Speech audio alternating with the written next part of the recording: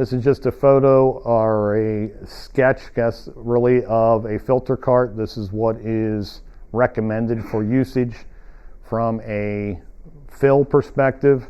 This can also be used as a retroactive measure. If I collect an oil sample and we see that we've reached that recommended cleanliness level, that we're at that limit of we may be exceeding the cleanliness that's required for, let's say, a proportional valve on your machine.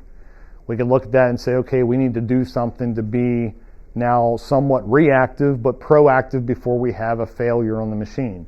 We can use that filter cart to shut the machine down or shut your plant down for a moment, put that in place, cycle the fluid from the reservoir through the filter cart, remove any of the contaminants, pull another oil sample, check to see where we are, we bring it back to an acceptable level, and now we could start the operation of the system back up, going back to normal operation by using that filter cart.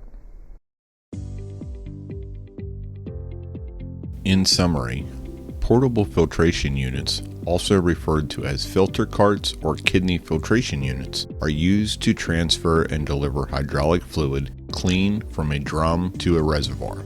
This is to ensure that the fluid added to the reservoir is always clean. Filter carts can be used to clean systems after maintenance and to periodically clean inadequate filtered systems. For example, after a valve failure or replacement. It is recommended as a best practice to have a dedicated filter cart for each specific fluid to prevent cross-contamination between different fluid types.